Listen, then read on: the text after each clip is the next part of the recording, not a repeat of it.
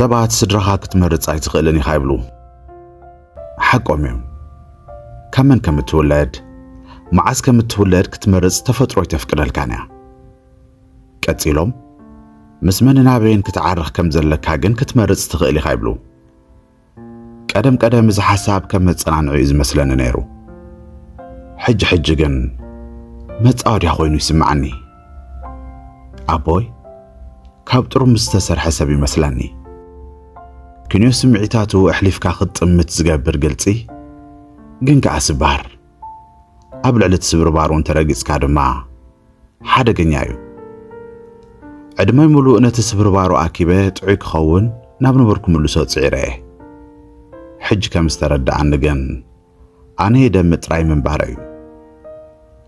أبتاب مسكوت نايتا كافيتي أشلي خزر أخلو معلت جن دم تراي زي كونس كسابلو مي سم كهبون كقلتون زصقاملو سمعيت قبل بيالو أبوينا دين كاب زفاتحو عمتات أوصيروم يوم هداي كاب حصين سقطان تعقس انت تقريبا استسرح السبيت تمثلني أبوي كان مشت حسار جنان زقني جنن عرق ان استسرح سبايز مثلني قمارتنيايو بجنزب طرح زي كونس بسمعي السبات ونيزق أمر كساب قال 16 عام زخون مسانا سلا زنبره عماسيون تمصق خريلون تفتيره بتندم مسيلن قيحن زلوا عينتو ناطمته سميرا قالي نزخ قلعيخي هيوت كمي كمتسرح يتردياني خي يبلني مستن من تيامسي خايله زحاتتكو بخمي كم زراخبو كانت زي ترداني سقكا مبالا مرات غناي نبرنن قلعيخي قداي تمرت غبري تبل قانقاتا زفتوا محبيئتو ملسي انيرا ابنو توكا في غاغا خمزلو يتحل كمزلو كنغرو ابزفتن كلوان عدمي تتقيمو عينتي كدفن يزفت النيرو نعلم مسشوخا كريا زي قباني غنا ازي نصحت مخاني دغاغي ينغراني انا دما يامنون حليتو بريخو يراينن سخرانو قمارتنيا مخانو كحاويلو زي خيل منم كغبرو زي خيل حمام مسلني سلازي نشتا لبي كتدنقصالون كتحاللون تبقس ازي دما يفكرو نبركو بدحري زغدفو أسر استسبر لبوكان تنبره غنا حجون اتبشكلتا مزوار زمهار نسب اتحانجرون يفقود غودناتا زور زنبره أبوي مخانو يرسعكم زلخو أب كوليج استلالخو ونسلسته محزوت اللواني 4 زين فالالينا شهبونا نكافل مسترا والد نكافل نمصع حلمتاتنا كمي كنقالس كم زخونا نكافل دحرستو السنجن حانت كبانا خونتاتا غير جمره كم قدما يتحوسنان ولا انت تحاوست تزحل نبرت دولنا لا تليفون زي ملعال جزي مساح شليلات تترف نحنا عارك وي فقرني حيزات غوني لنا شلل كنبلا جميرنا كابوغن ولا كدادنا غير جمره عقم زي بلا زنبرت قلعه حيال حدش تكداونتن فاشناتن كتكدن جمرت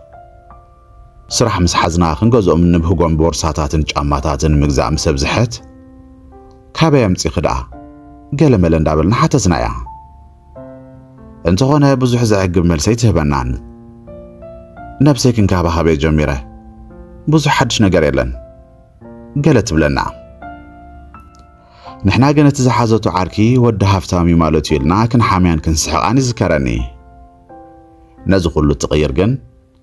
ሓንቲ ኣጋምሸት ተፈጠረት ሰሉስያ ነይራ ፈፂመ ዘይርስዓ መዓልቲ زنابي زندب نيرو ግን ከዓ ነቲ ዝረኣኽዎ ሓቂ ክሓጽብ ዝኽእል ዓይነት ዝናብ ኣይነበረን ካፋ ነገር እዩ ነይሩ ጸጉረይ ከይባላሾ ኢለ ነቲ ካፋ ዝናብ ብጽላል ይከላኸሎ ነይረ ወሰን ጎደና ሓይዘና ኸድኩ ኣብ መገደይ ካፌታት ታክሲታት ሸዊት ዕፉን ዝሸጣ ኣዴታት እናሓለፍኩ ይኸይድ ነይረ እቲ ካፋ ዝናብ ዘንቆሎ ሽታ ናይ መሬት ክርብሸን ስለ ዝጀመረ ግን ኣብ ቅድሚ ኣብ ዝረኣኽዎ ካፌ ኣትየ ማኪያቶ ክሰቲ ወሰንኩ نابت كافي الله جسقاتو كبلجن نايا بوي مكينة أبتن عبد جدوب زبلا مكاين مأخر رأخوا أبي بينون تولو مسيعلي لجزاقاتو إلى بمحساب بهنا بلني صلالي عاطفة نفت كافئاتخو هابوغن أبوي نتا بحري أستقايرتنا محزانان أب حدا طربيزا خوفيلوم رأخوهم عينيك آمن سلازيك آلكو ندق وصيبتنا مسكوت مستيات حليفة خريقهم جمبركو من البعض سلناتي نايت مرتغونتات كحتى دو على شرخيبوا إلا ننبسيك عشوا فتنكو اتكيك مكول العسن يتي أداوم زنقا خؤلو زنبر من قد خونتات كن كاب عقمين العرزخون حق سلازا قبلني تملي سيغا زاكركو كميلا عبغزانا همزو بصحوي تفلت أنن دحرتا معالتتي عالم دواي بلتن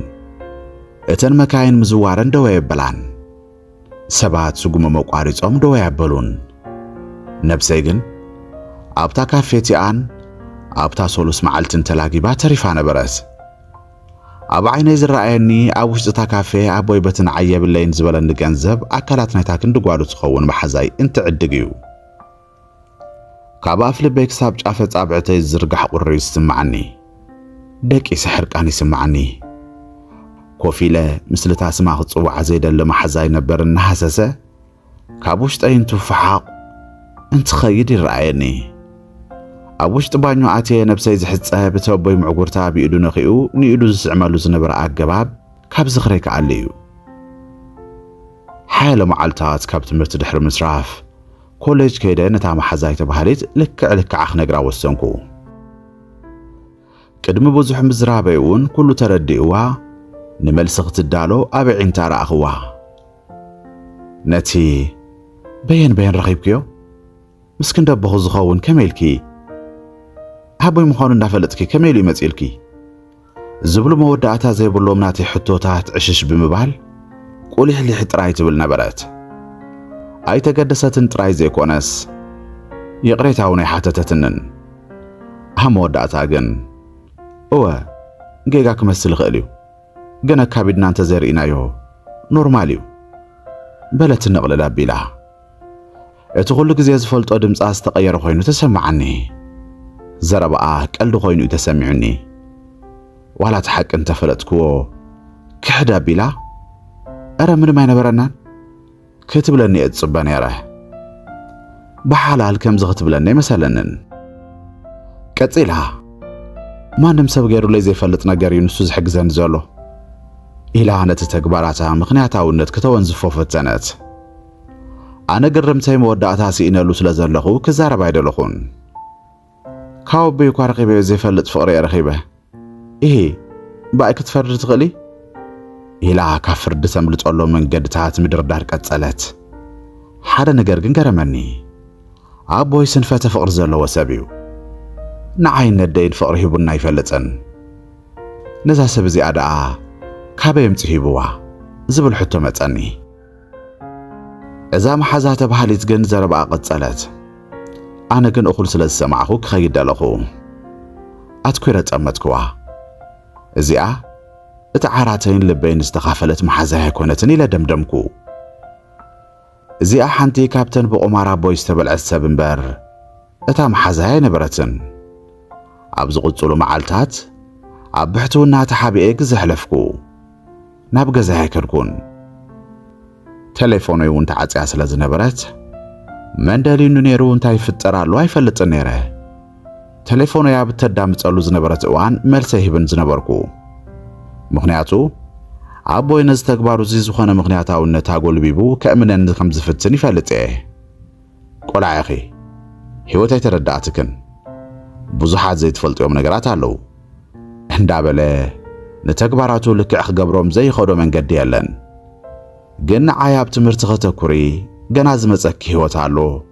ጠንክርና በለኒ ነታ ከማይ ተምሃሪት ኣብ ጎነይ ኣብ ሓንቲ ጣውላት ትምሃር ቆልዓ ብገንዘብና ገዘ ኣብ ነፍሳ ድላዩና ገበረን ትሪኦ ግብረ መልሰይ እንታይ ክኸውን ዘለዎ ኣየና ይኽት ትኽክለኛ ምስለቦይ ኣብዚ ግዜ እዚ ናባደይ ከድኩ ندي زرع وجود حدش هيكونن سلازي زي من قاري حيش اتقان دي استفاتح له قدايون እዝን ከምዝን ምዃኑ ፈልጥ እየ ኣቦይ ፈታዋንስትን ዘዋርን ምዃኑ ኣጸቢቕ ይፈልጥ እየ ግን ምስክንዳይ ዝኾነ ሕፃናት ቆልዑ ከምኡ ይገብር ኢለ ፈጺሙ ሓሲቡ ኣይፈልጥን ኣደይ ማለት ኣብዚ ዓለም ኣሰር እግሪ ከይትገድፍ ብጥንቃቐ ክትንቀሳቐስ እትጽዕር ዓይነት ሰብ እያ ትመስለኒ ስቕ ዝበለት እያ ንዝኾነ ነገር እተስልጥ ኣብ ዓለም እቲ ዝኸበደ ነገር ገጺምካ እንተኸይድካያ ኣብ ቅድሚኣ ፈኺሱ ይረኣየካ ኣብ ገዛ ኣደይ ኮይነ ድቃስ ኣብኒ ኢለ ናብ ሳሎን እንትኸይድ ኣደይ እውን ዘይደቀሰት ጸኒሓ ዕላል ጀመርና ነደይ እንትዕዘባ እዚ ኩሉ ቅድሚ ፍትሕ ምስ ኣቦይ ዝነብር ዓመታት ከመይ ኢላ ክኢላቶ ስለ ዘግረመለይ ኣደ በልክዋ ብሕሹኽታ ቀጺለ እዚ ኩሉ ዓመታት ከመይ ኢልክ ምስ ኣቦይ ነርኪ ማለት ኩሉ ኣመኑ እናፈለጥክዮ ነርኪ ኢኺ ስለምንታይ ኢኸ ቀዲምኩ ንምፍታሕ ዘይወሰንኪ ኢላ ሓተትክዋ ንነዊሕ ግዜ ጠመተትኒ መጀመርያ ክትኩርየለይ ዝሓሰበት ትመስል ቀጺላ ግን ዝኾነ ክትነግረኒ ዝደለየት ምስጢር ዘሎ ይመስል ኣብ ዒንተ ኣደይ ዘሎ መልእኽቲ ንምርዳእ ኣይጸገመንን ሰሚራ ጓለይ በለትኒ ኣብቲ ግዜ ካብኡ ተፈለየ ንዓኺ ክዕቢ ዓቕሚ ኣይነበረንን እቲ ድምፃ ናይ ሓዘን ኣይነበረን ግብራዊ ድምፂ ነይሩ ቀጺላ እዚ ኩሉ ዓመት ጸረዮ ዝኸድኩ ስለ ዘፍቅሮ ኣይነበረን ምሸት ምሸት ኣብ ጃኬቱ ናይ ካልእ ሰበይቲ ጨናና ጨነኹ ከመይ ኢለ ኢኸ ንዕኡ ምፍቃር ክቕጽሎ ኣቦ ክዕድመ ልክዑ ንእሱ የሕሊፍዎ ክሳብ ሕጂ ድማ ብንእሱ ኣሎ ብዝኾነ ንዓኽ ንበይነይ ክዕብየኪ ከቢድ እዩ ነይሩ ስለዚ ካልኣይ ቆልዓ ከይወልድ ንስኺ ክሳብ ትግብዝ ግን ምስኡ ክጸንሕ ምስ በዓለይ መኺረ ኣብ ውላድ ምብጻሕ ከቢድ እዩ ሰሚራ ጓለይ መጻኢኺ ጽቡቕ ክኸውን ኢለ እየ ምስኡ ጸኒሐ በለትኒ ንምንታይ ምዃኑ ኣይፈልጥን ዝኾነ ሕማቕ ስምዒት ኣይተሰምዐንን ኣብ ቅድመይ ዘላ ኣደይ ንዓይ ክትብል ንእስነታ ከም ዝሰውአት ሕጉስታ ኣብ ዘይነበረትሉ ሓዳር ከም ዝጸንሐትና ነገረትኒ ግን ዝኾነ ሕማቕ ስምዒት ኣይተሰምዐንን እዛ ኣብ ቅድመይ ዘላ ኣደይ ከም ዝፈትዋ ንዓ ኢለ ይነብር ከም ዘለኹ ስለ ዝፈለጥኩ ዶ ይኸውን ዒንታ ብርሃን ወርሒ እናሓዛ ናባይ ግድም በለት ሰሚራ ጓለይ ስለዚ ኣብ ትምህርቲ ክትነፍዕ ዝደልየኪ ትምህርቲ እቲ እንኳ ሓራ ትወጽሉ መንገዲ እዩ ዝብለኪ ምኽንያቱ ንነብስኻ ሓራ እንተዘይጌርክያ መወዳእታኺ ከማይ ክኸውን እዩ እንተተማሂርኪ ዓርስኺ እንተኽኢልኪ እቲ ዝመጻእኪ ሰብኣይ ከም ዝግባእኪ ገይሩ እዩ ዝሕዘኪ እቲ ዝግባእኪ ክብሪ ህበኪ እዚ እንተዘይኮይኑ እኳ ወዲቕ ከይትወድቅን በለትኒ እዚ ንምርዳእ እኽልቲየ ኢለ እየ ዝሓስብ ነይረ እንተኾነ ኣደይ ምስ ነገረትኒ ግን ኣብ ህይወት ገለ ነገር ዝተገለጸለይ መሰለኒ ድሕረታ ምሸት እቲኣ ገለ ነገር ኣብ ውሽጠይ ክቕየር ተሰምዓኒ እቲ መናድቕ ክፍለይ ናባይ ዝቐረበ ኮይኑ ተሰምዓኒ ዘረባ ኣደይ ኣየጸናንዕንን እኳ ደኣስ ሓዱሽ ነገር ከም ዝተረዳእኹ ነገራት ከስተብህል ጀመርኩ መጽሓፍተይ ላፕቶፐይ መሓዙተይን ኩሎም ንኸም ኣቦይ ዝበሉ ደቂ ተባዕትዮን ከም ዋልታ ኮይኖም ኣንጻር ዓለም ዝከላኸለሎ መሰለኒ ፍቕሪ ግን እዚ ጥራይ ድዩ በቃ እንካን ሃባን ጥራሕ ማለት ድዩ ኣብ መንጎ ሰባር ምዃን ተሰባር ምዃኑን ዘሎ ምርጫ ጥራይ ድዩ ኣብ ጽርግያ ንዘሎ ኩሉ ወዲ ተባዕታይ ኣብዚ ኮሌጅ ንዘሎ ኩሉ ወዲ ተባዕታይ ክጥምት ጀመርኩ ኣየናይ ዓይነት ኣቦ ኢኹም እቲ ቁማርተኛ እቲ ሓሳዊ ወይስ እቲ ሓደ እዋን ፈቃርን ሓላይን ዝነበረ ዓይነት ኣቦይ ዓለም ባሕሪ ሃደንቱ ኮይና ተረኣየትኒ ኣነ ኸኣ ተሃዳኒት ኣቦይ ብዛዕባታ መሓዛኤ ባህሊት ከም ሰማዕኹ ፈሊጡ ክረኸበኒ ደጋጊሙ ፈቲኑ እዩ ኣመ መወዳእታ ኣነ እውን ክረኽቦ እሞ ዋላ ንዕኡ ጸሪፈን ተወጸለ ኢለ ረኸብክዎ ኣቦይ ኣብ ውሽጢ ሓደ ወርሒ 10 ዓመት ንቕድሚት ወሲኹ ዝመጸ መሰለኒ ክዳኑ ረሲሑ የዒንቱ ነብዓ ከም ዝቐነያ ተርኪሰን ጨንኡ ግን ከም ቀደሙ ዝቐነየ ጅናረቂ ጨኑ ነበረ ኣብ መጀመርታ በቲ ናይ ቀደም መንገዲ ክዛረበኒ ፈተነ እቲ ለባም ዝጻወቶ ክቕጽሎ ፈተነ ሰሚራ ጓለይ እቲ ዘለኽዎ ጸቕጠይ ተረዳእክን ዘሎ ኣነ እኮ ይሕግዛ እምበር ካልእ ነገር የብልናን ተጸጊመ ስለ ዝበለትኒ እየ ቀሪበያ ከምቲ ተሓስቢዮ ኣይኮነን زبلو لبام زمسلو مغنيات كقرب اللي فتنا سقيلت كويرة أمتكو أو إليك من لسولي دلغون الزغاء أزو يفرحو حسود كم زي سرح مستردقه إذا بقدم يزلان اشتغالو نسا زي كونتس أبناي دانيا بوتادو إلا كم زلا استردقه مسل بعمقوتنا تنفسه وانبر سحيبو كف بلا أبعينتو حزن انت عسان كتكو جمرو أب هيوات زوادق أنستسعرن سلامخانو قزارب جمره بز مغنيات ننبسو خنديناي كم زلعا كتنفس جمره أنا يقرن تزيللو كابزن العلي نفسه قطعه خمس خونه اتاب هيوتو انكو ترغم زلوا انا تراي مخاني كنغرن جمره انا ون بعيني زقصع زلخو لك خمس يكون تردئه كحزنلو دلخو اتا ازيو زفرحان نجر جن እዚ ሁሉ ብዝተሰብረ ልሳን እናተዛረበኒ ዝኾነ ዓይነት ድንጋጽ ክስምዓኒ ዘይምኽኣልዩ ኣቦይ ኣብታ ወንበር ተደፊኡ ልብ ተሰይሩ ክርኢ ከለኹ እቲ ጨካን ተንኮሉ ተረዲኡኒ ምኽንያቱ በቲ ተግባር ሓፊሮ ኣይኮነን ከም ኢሉ ሓዚኑ ዝነበረ ኣብ ዓለም እቲ ሓንቲ ከም ጅግና ትርእዮ ዝነበረ ሰብ ኣነ ንዓይ ስእነኒ ከይህሉ ፈሪሕ እምበር ተግባራቱ ልክዕ ከም ዝኾኑ እዩ ዝሓስብ እዚ ስለ ዝተረዳእኒ ብዘይገለ ቃል ስኺለ ኣብቲ ዝነበሮ ገዲፈ ይኸድኩ ኣብቲ እዋን ኣብ ውሽጠይ እንታይ ይስምዓኒ ከም ዝነበረ ርግፀኛ ኣይኮንኩን እቲ ናይ ኣቦይ ፍቕሪ መሊእዎ ዝነበሮ ቦታ ሕጂ እንታይ ሒዘሉ ከም ዘለኹ ኣይፈለጥን ኣቦይ ግን ኣብ ዒንቱ ነታ ቀደም ዝቆፃፀራን ብቃላቱ ጠቢሩ ኣብቲ ናቱ መስመር ዘእትዋን ዝነበረ ንእሽቶ ጓሉ ሕጂ ከም ዘየላ ዝተረድአ ይመስል ድሕሪ ሰሙን ነታ ነዚ ኩሉ ጉድ መልዓሊት ዝኾነት ናይ ቀደም መሓዛ ንመወዳእታ ግዜ ረኣኽዋ ኣብ ካፌ ነበረን ኣብ ቤት መጽሓፍቲ ነይሩ ዝደኸመት ትመስል ብሰንካ ነተን ካልኦት ክልተ መሓዙተይ እውን ርሒቐየነ ግዜ ይደልየ ስለ ዝበልክወን ንሰን እውን ብዙሕ ኣየጨንቃንን እዛ ኣብ ቅድመይ ዘላ መሓዛ ባህሊት ግን እቲ መጻያ ርአዮ ሕጂ ክትሕዝነኒ ጀሚራ እዚ ትኸዱ ዘላ መንገዲ ከም ዘይዕውታ ይፈልጥ ክብራ ብኽፍሊት ናይ ቦርሳን ጫማን ለዊጣሞ ከመይ ኢላ ክትዕወት ነቦይ ሓንታ መንገዱ ዝረኸባ ኣብ እንካን ሃባን ዝተመስረተ ዝምድና ዘለዋ ተራሰብያ እዚ ክሳብ እትርዳእ ኣብ ዘላቱ ክሓዝነላ ኣብቲ ፈለማ ፍቕሮ ኣቦ ስለ ዝተኻፈለት ጋዕቕኒ እኽምበር ሰብ ዘይገብሮ መዓዝ ገይሮም ዝብሉኒ ሰባት ነይሮም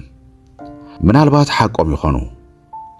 ከምኡ እንተዝኸውን ደኣ ስለምንታይ ነቦይ ዝሪኦሉ ዝነበርኩ መነፅር ተቐይሩ ስለምንታይ ደኣ ንኹሉ ወዲ ተባዕታይ ብፍራሕ ቅጥሙ ተጀሚረ እዚ ኣነ እውን ዘይምልሶ ሕቶታት እዩ ጉዳይ ኣቦይ ዘሰዓበለይ ጉድኣት ኣብ ማሕበራዊ ህይወተይ ጥራሕ ኣይነበረን ኣብ ነፍሰይ እውን ነይሩ ንኣዋርሕ ንዕርክነት ይኹን ንፍቕሪ ሰብ ክቐርብ ኣይከኣልኩን ንሓንቲ ጓል ኣንስተይቲ ማዕጾ መኪና ከፊቱ ዝሕሰብ ሰብኣይ እንትርኢ እውን ከይተረፈ እንታይ የስልሕ ስለ ዘሎ እዩ ክብል ጀሚረ ኣለኹ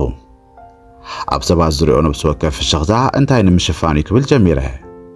እቲ ኣብ ቅድመይ ዝረአ ዘሎ ፍሽኽታ ዘይኮነስ ክንዩ ተሓቢኡ ዘሎ ትርጉሙ ዘይፈልጦ ኣምር ከም ማዕዱ ደሊ ኩሉ ናዕዳ ከም መጻዋድያ ኮይኑ ክስምዓኒ ጀሚሩ ገዛይ ከይደ ነደይ ኣብታ ዝተለመደት ክሽነ ምስ ረኸብክዋ ትሚለ ክዕዘባ ጀመርኩ ኩሉ ነገር ብጥንቃቐ ምስ ሰርሐት እያ ንዓመታት ዝሕልትን ስምዒት ኣልባን ኢለ ዝፈርዳ ዝነበርኩ